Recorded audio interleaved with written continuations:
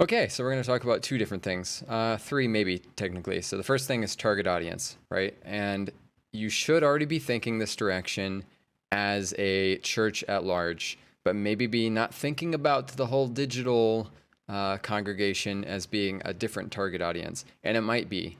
It might also be the same target demographic. And kind of piggybacking on the defining your goals, that your goals will determine who your target audience is, or your target audience will determine what your goals are. If you are mainly trying to reach non-Christians who are young and in their 20s, well, okay, now your goal is to reach non-Christians that are in their 20s. Or if you say my goal is to reach the lost in my local community, well, now your target demographic is being affected by your goals because your local community already might have a set demographic, and then you just need to find that. So these kind of really do go both together. But I'll add in something that I just as a personal, not a pet peeve, but it's something that I want you to think about. How are you going to reach non-Christians? And I don't feel like I should have to say that because you're a church, but there are so many churches that the easiest way to succeed, maybe some of the goals is to reach Christians. It might just be easier. There's so many different ways of succeeding, but when it comes to we need to fund this church, it's just easier to find somebody that's already willing to give and they've already thought about it in the past and they've gone to churches and it's expected of them. It's just going to be easier for that person to get that in their mind than it is for a non-Christian. And that doesn't mean that your goals can end at, well, okay, I guess we're going to fund the church and then we're going to get a bunch of people through the door and we're going to get a bunch of baptisms. And it's like, those are great, and baptisms hopefully would come from non-Christians. But even that, I've seen a lot of people that were like, "Oh, I was raised Catholic," and so it gets kind of weird. How are you going to reach non-Christians? How are you going to be very intentionally thinking about this is a group of people who maybe my target audience is this age group and it's local people and it's in this whatever, but just give it some thought and say, I have an opportunity with online to reach people that will never walk into my door. They will never come to my church. They will never, they've never thought about church. They might never have thought about religion. I mean, the most that they might have thought is just like, they're just weird.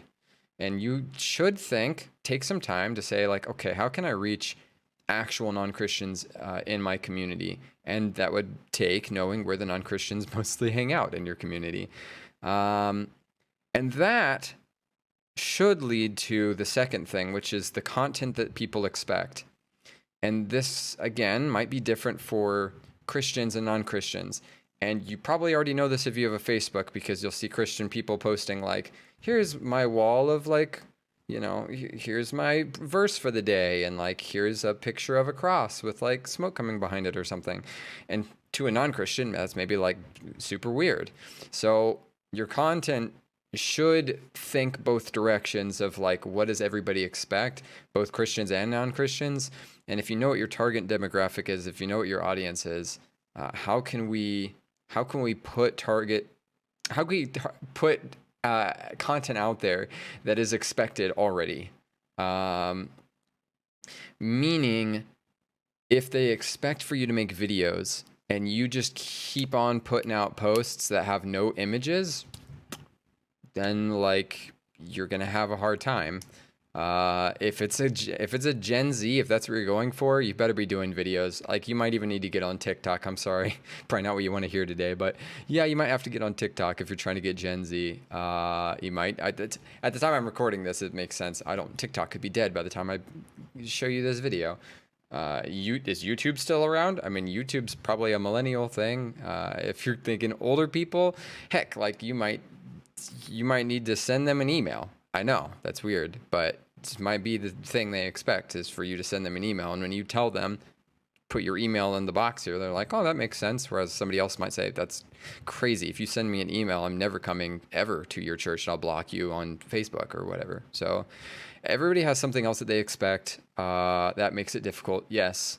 But you got to think through those things because this is online in the same way that you have to think about that in a local church. You have to think about it in a digital setting too. So tailor your content to who it is you're trying to reach, and it may look like very different content than what you see in your local setting, but that's all part of the fun, right? So that's target audience, how to reach non-Christians, and the content that you expect.